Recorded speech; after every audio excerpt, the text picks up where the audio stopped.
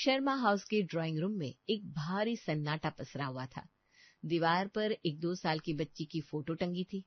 आज उस बच्ची गुड़िया का जन्मदिन था। 4 साल हो चुके थे उस मनहूस दिन को, जब एक मार्केट की भीड़ ने उनकी जान, उनकी गुड़िया को उनसे छीन लिया था। हैप्पी बर्थडे मेरी गुड़िया। पता नहीं मेरी बच्ची कहाँ होगी, किस हाल में होगी। संजीव क्या उसे याद भी होगा कि उसकी मम्मा आज भी उसका वेट कर रही है? सुधा प्लीज खुद को संभालो। 4 साल हो गया, हमने पुलिस, अखबार, डिटेक्टिव क्या नहीं किया, कहाँ कहाँ नहीं खोजा उसे, पर शायद ऊपर वाले की मर्जी यही थी। अब हमें ये हकीकत मान लेनी चाहिए। हकीकत कैसे मान लूं संजीव? मेरा दिल कहता है वो जिंदा है, वो आएगी। देखो रौनक को, हर साल की तरह आज भी अपनी छोटी बहन के लिए गिफ्ट लाया है। रौनक, जो अब करीब 10 साल का हो चुका था, कोने में बैठा उदास था। उसके हाथ में एक चॉकलेट थी जो वो अपनी खोई हुई बहन के लिए लाया था। पापा, गुड़िया कब आएगी? मुझे उसके साथ खेलना है। घर में मुझे बिल्कुल अच्छा नहीं लगता। बस करो तुम लोग, कब तक इस मातम में जियोगे? जो चला गया उसके गम में जो पास है उनकी जिंदगी क्यों खराब कर रहे हो? रौनक का बचपन मुरझा रहा है तुम दोनों को रोता देखकर। तो क्या करे माँ, भुलाया नहीं जाता, हर पल उसकी याद आती है। याद तो मुझे भी आती है संजीव, पर जिंदगी किसी के लिए रुकती नहीं है। मेरे पास एक उपाय है। मैं कहती हूँ तुम लोग एक बच्ची गोद ले लो। गोद? माँ जी आप ये क्या कह रही हैं? क्या कोई और बच्चा मेरी गुड़िया की जगह ले पाएगा? जगह कोई किसी की नहीं लेता सुधा, सब अपनी जगह खुद बनाते हैं। सोचो, किसी अनाथ बच्ची को माँ बाप मिल जाएंगे और तुम्हें एक बेटी, रौनक को बहन मिल जाएगी, इस घर का सूनापन दूर हो जाएगा। सावित्री की बात संजीव और सुधा के दिल में उतर गई। कुछ दिनों बाद वे शहर के एक अनाथ आश्रम स्नेहालय पहुंचे। वहां कई बच्चे थे, लेकिन सुधा की नजर एक कोने में बैठी सहमी सी बच्ची पर पड़ी। वो करीब 6 साल की थी। संजीव उसे देखो, उसकी आंखों में कितनी मासूमियत है। मुझे उस बच्ची में जैसे अपनी गुड़िया ही नजर आ रही है। हाँ चलो उससे मिलते हैं और फिर उसे ही गोद ले लेते हैं। आज गुड़िया हमारे पास होती तो वो बिल्कुल इतनी ही बड़ी होती। अब उन्होंने उस बच्ची को गोद ले लिया और उसका नाम रखा प्रिया। प्रिया के घर आते ही जैसे घर की रौनक लौट आई। रौनक को तो जैसे दुनिया ही मिल गई। संजीव और सुधा ने प्रिया को इतना प्यार दिया कि कभी एहसास ही नहीं होने दिया कि वो उनकी सगी बेटी नहीं है। वक्त तेजी से बीतता गया। 13 साल और गुजर गए। अब प्रिया 19 साल की हो चुकी थी। गुड मॉर्निंग पापा। गुड मॉर्निंग मम्मा। भैया, मेरा असाइनमेंट रेडी है ना? आपने चेक किया? हाँ भाई हाँ, सब परफेक्ट है। तू बस टॉप कर लेना वरना मेरी नाक कट जाएगी। मेरी बेटी हमेशा टॉप करती है। क्यों बेटा? बिल्कुल पापा। आप देखो तो सही, आपकी बेटी आपका नाम रोशन करेगी। बस बस बस, अब बातें कम और नाश्ता ज्यादा। कॉलेज के लिए लेट हो रही हो ना? ओके माय डियर मम्मा। घर में खुशियां छाई हुई थी। प्रिया सबकी जान थी। किसी को याद भी नहीं था कि प्रिया सगी नहीं बल्कि उसे गोद लिया गया है। पर एक दिन सभी हॉल में बैठकर चाय पी रहे थे, तभी अचानक संजू के छोटे भाई रमेश दौड़ते हुए अंदर आए। उनके साथ में एक लड़की थी, सांवली सी, डरी हुई। भैया, भाभी, जल्दी आओ। आज मैं जिसे अपने साथ लाया हूँ उसे देखकर आप खुशी से पागल हो जाओगे। क्या हुआ रमेश, खुलकर बताइए कौन है? भैया, ये हमारी गुड़िया है। क्या? रमेश भैया क्या बकवास कर रहे हैं? मेरी गुड़िया? सच भाभी, कसम से। मैं पिछले हफ्ते दूसरे शहर गया था ना काम से, वहां मैंने इसे देखा। इसकी शक्ल और सबसे बड़ी बात, इसके पैरों पर वो जलने का निशान देखो, जो बचपन में दिवाली पर दिया गिरने से हुआ था। रमेश ने उस लड़की को पैर आगे करवाया। वहां पर एक पुराना जलने का निशान था। सुधा पागलों की तरह दौड़ी और उस निशान को छूने लगी। संजीव देखो, ये वही निशान है, ये मेरी गुड़िया है, मेरी बच्ची। मम्मा, आप मेरी मम्मा हो? मैं तो बहुत छोटी थी जब आप मुझसे बिछड़ गई थी।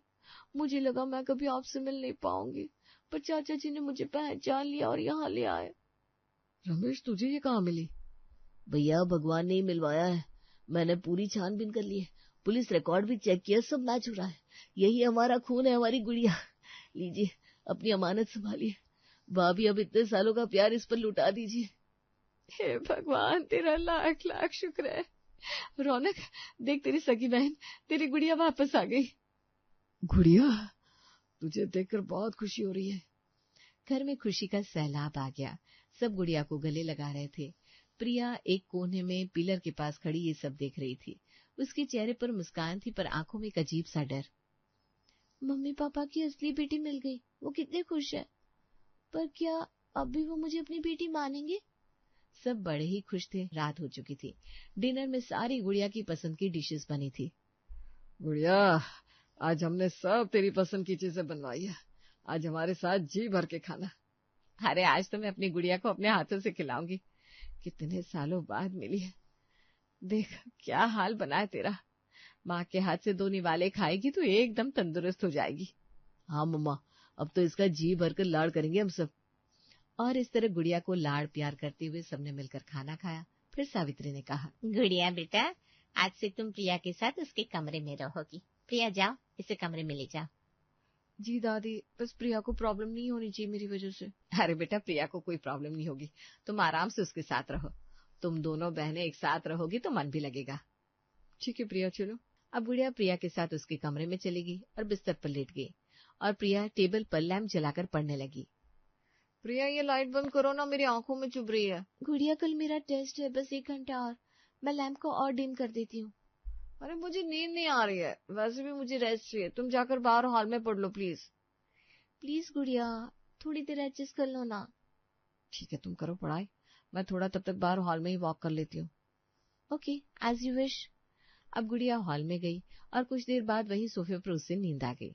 सुबह सुधा ने उसे ऐसे सोफे पर सोते देखा तो पूछा, गुड़िया बेटा उठो, तुम ऐसे सोफे पर क्यों सो रही हो? तुम्हें तो प्रिया के साथ कमरे में होना चाहिए था। वो मम्मी, प्रिया रात को लाइट जलाकर पढ़ रही थी और मुझे लाइट में नींद नहीं आती।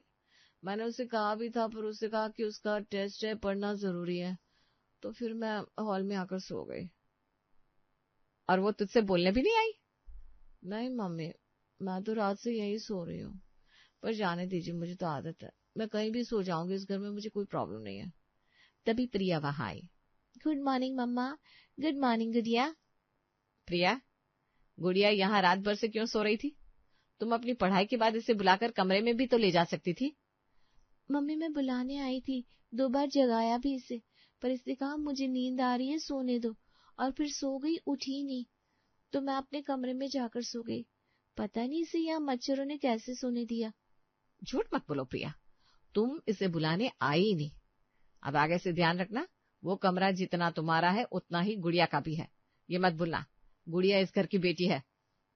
प्रिया अब चुपचाप वहां से चली गई और गुड़िया सुधा के साथ किचन में उसकी हेल्प करने लगी। अगले दिन प्रिया ने कॉलेज के लिए तैयार होने के लिए अपनी अलमारी खोली। वहां उसकी फेवरेट पिंक ड्रेस गायब थी। वो बाहर गई और देखा तो गुड़िया ने वही ड्रेस पहन रखी थी। गुड़िया, ये मेरी ड्रेस है, तुमने मुझसे पूछा भी नहीं, ये मुझे आज पहननी थी। अरे तो क्या हुआ, हम बहनें हैं ना, शेयर कर सकते हैं। और वैसे भी देखो मुझ पर कितनी परफेक्ट लग रही है। रौनक भैया, देखो ना, अच्छी लग रही हो ना। अरे बहुत प्यारी लग रही है। प्रिया छोड़ ना, तू दूसरी पहन ले, वो इतने सालों बाद आई है, उसका मन है तो रहने देना। पर भैया, ये आपने मुझे गिफ्ट की थी, ये मेरी है। अरे तो नई दिला दूंगा, अब छोटी छोटी बातों पर सीन मत क्रिएट कर। गुड़िया चल, तुझे मार्केट ले चलता हूँ। प्रिया, अगर तुम्हें इतना बुरा लगा तो मैं ये ड्रेस खोल देती हूँ। नहीं नहीं, रहने दो, जब भैया ने कहा है तो पहने रखो। प्रिया, मैं देख रहा हूँ गुड़िया के आने से तुम कुछ ज्यादा ही बदल गई हो। तुम्हारे कोई भी कपड़े गुड़िया को पहनने की जरूरत नहीं होगी। मैं आज ही इसे अच्छी अच्छी नई ड्रेस दिलवा दूंगा। चल गुड़िया, शॉपिंग पर चलते हैं। प्रिया देखती रह गई। रौनक गुड़िया को लेकर शॉपिंग पर चला गया। ऐसे ही दिन बीत रहे थे। गुड़िया अब सभी घर वालों की लाडली बन चुकी थी, पर प्रिया से उसकी जरा भी नहीं बनती थी। एक दिन प्रिया ने बड़े प्यार से शाही पनीर बनाया था। सब खाने बैठे। यक, इसमें इलायची है, मुझे नहीं खाना ये। अरे बेटा खा लेना, प्रिया ने बहुत मेहनत से बनाया है। मम्मी, आपको पता है मुझे इलायची से एलर्जी है। मैंने प्रिया को बताया भी था, पर ये जानबूझकर ऐसा करती है। इसे पसंद नहीं है ना, मैं वापस आ गई हूँ तो। नहीं नहीं गुड़िया, मुझे नहीं पता था तुम्हें एलर्जी है, कसम से। मम्मी, आप तो जानती है ऐसा मैं नहीं करूंगी। प्रिया, गुड़िया कह रही है ना कि उसने तुम्हें बताया था, पर तुम्हें तो उसकी बातें सुनाई नहीं देती। हर बात पर उसे ऐसे ही नीचा दिखाती हो, लड़ती हो। प्रिया, वो मेहमान नहीं है, घर की बेटी है, अब वो भूखी रहेगी क्या? पापा, मैं दोबारा कुछ बना देती हूँ। रहने दे। रौनक, पिज्जा ऑर्डर कर दे। गुड़िया बेटा रो मत, पिज्जा। प्रिया आगे से ध्यान रहे, गुड़िया इस घर की सगी बेटी है। प्रिया ने अब बिना खाए अपनी प्लेट उठाई और किचन में चली गई। प्रिया को अब साफ महसूस होने लगा था कि खून का रिश्ता पाले हुए रिश्ते पर भारी पड़ रहा है। ऐसे ही एक हफ्ते बाद गुड़िया ने सुधा और संजीव से कहा, मम्मी पापा मैं उस कमरे में नहीं रह सकती। प्रिया रात को फोन चलाती है, जो कि उसकी आदत होगी पहले से, पर मेरी नींद पूरी नहीं होती। इसमें उसका कोई दोष नहीं है, वो तो यहाँ हमेशा से लाड प्यार में पली है ना, तो उसे यहाँ अपनी मनमानी करने का पूरा हक है। पर मैं उस रूम में प्रिया के साथ और रही तो बीमार हो जाऊंगी। बेटा घर में 3 ही तो बेडरूम है, एक हमारा, एक रौनक का और एक तुम दोनों का। गेस्ट रूम तो बहुत छोटा है, स्टोर रूम जैसा।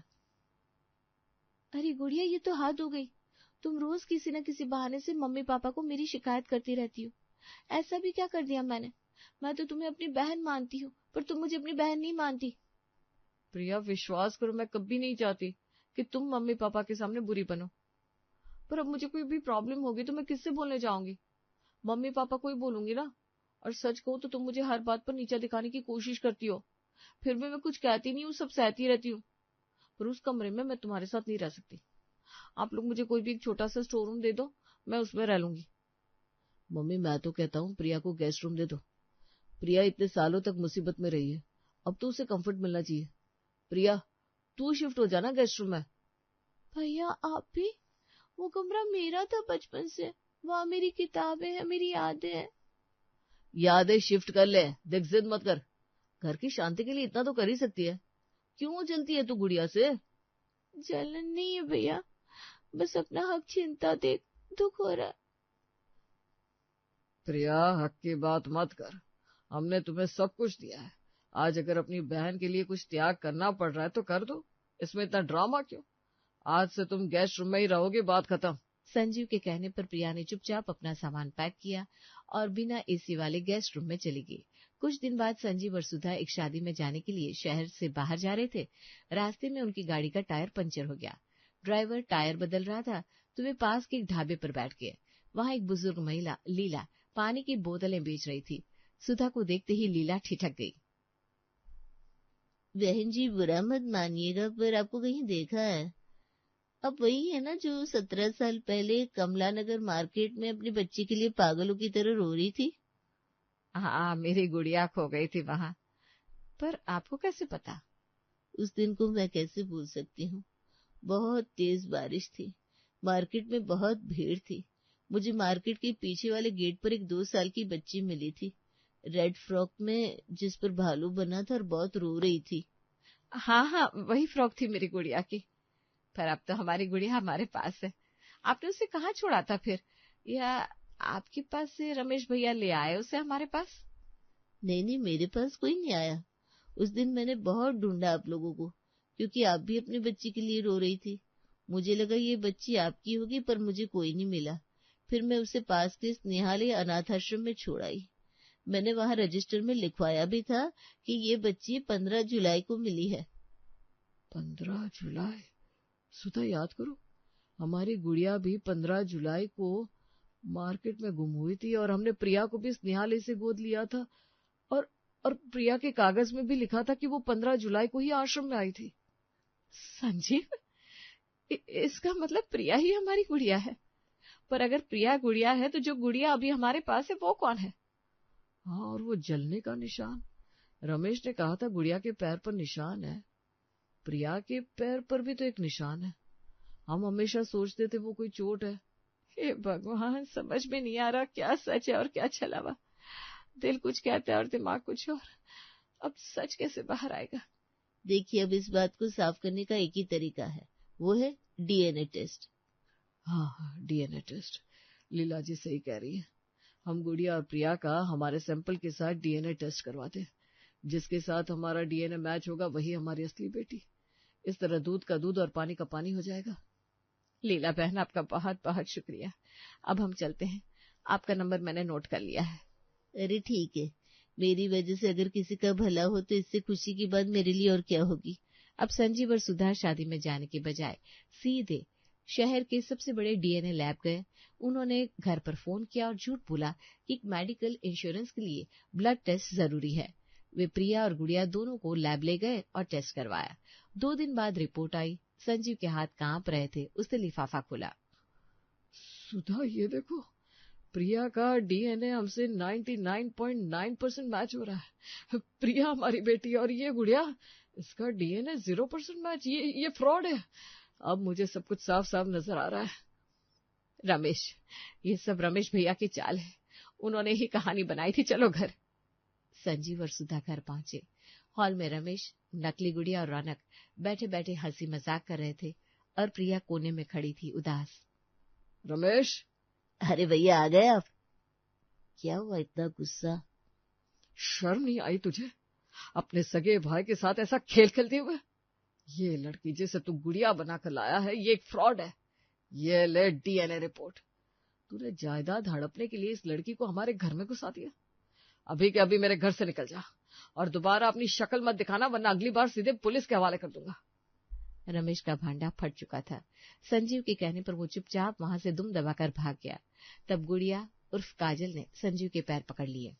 अंकल, मुझे माफ कर दीजिए। ये रमेश अंकल ने मुझे पैसे दिए थे और एक्टिंग करने को कहा था। वो जलने का निशान भी इन्होंने अगरबत्ती से जलवा कर बनवाया था। मेरी मजबूरी थी। मुझे पुलिस के हवाले मत करना। मुझे अपने घर में रहने दीजिए। मेरा अपना कोई नहीं है। ठीक है, हम तुम्हें पुलिस के हवाले नहीं करेंगे और तुम इस घर में रह सकती हो, पर अगली बार गलती से भी फ्रॉड करने की कोशिश की ना, तो हमसे बुरा कोई नहीं होगा। नहीं करूंगी, कभी नहीं। अब सीधा दौड़कर प्रिया के पास जाती है और उसे गले लगा लेती है। मेरी बच्ची, मेरी गुड़िया, तू मेरे सामने थी, मेरे साथ थी और मैं अंधी हो गई थी। मुझे माफ कर दे प्रिया।